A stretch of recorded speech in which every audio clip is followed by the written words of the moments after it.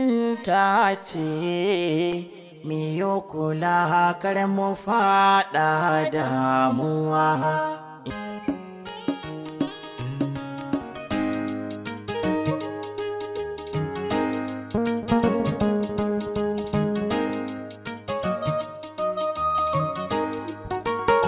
Ya, alaikum salam. Malali. Ya kokari wa. Ya dai? Ya sun gulla dai. Lafiya lau alhamdulillah. Ya al'amura. Wallahi sai godiya. Ya daga naka je ne? Wallahi na dan zagaya ne. Okay. Yanzu na mahaifiyarka kuma ta bar nan. Tun ɗazu ta tsaya tana nan tana jiran ka. To, ai na ganta saboda na ga ta tun daga nesa na hango ta. Shi yasa na gudu na koma ɗakin Hassan na buya. Sai da naga ta tafi sai na dawo. To me yasa? Ahmad, yau da safen nan da na tashi zan fito daga cikin gida sai da na ɗauka kuɗi na bata.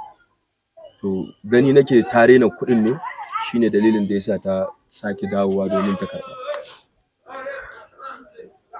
Ali kenan. To amma wannan ai ba wani abu bane. To ai ba ka sani bane Ahmad. Wannan ba shi bane farau. Na sha yin hakan. Amma sai ina gani kamar tana ganin gazawa na. Shine dalilin da yasa abun ya hau kaina. Shi yasa gani idan na ganta nake. Mai kira ga ƴaƴa ku kyautata wa iyaye kai kairi. Ali kenan. Ba a gajiya da iyaye, ballantana ma har a ce bukatunsu sun hau maka kai. A kullum fatan rabuwa da su lafiya ake yi. Wato Ali, zan baka shawara idan zaka ɗauka. To, bismillah Ahmad, ina jin ka. Duk wani abin da ka samu, silar mahaifiyarka ce, saboda ita ce silar samuwarka duniya. Sannan kuma ta fara kulawa da kai tun kana ƙarami har zuwa girmanka. Bata ce ka hau mata kai ba, duk da kuka, fisari, tashi da kake yi mata, duk da haka bata ce ka hau mata kai ba.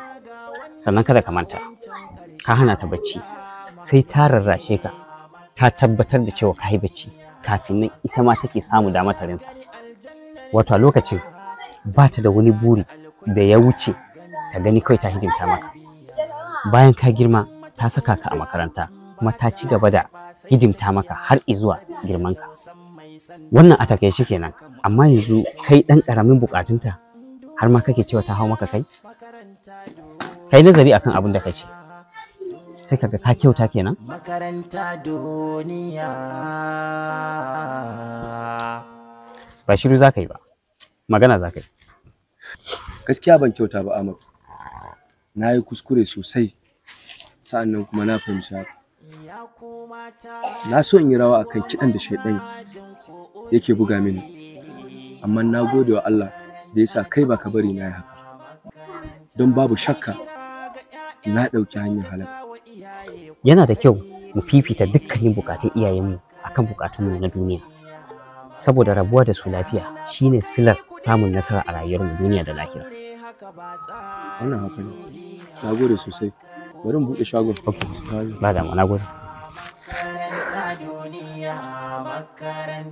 Mai kira ga ƴaƴa ku kyautata wa iyaye kai kairi.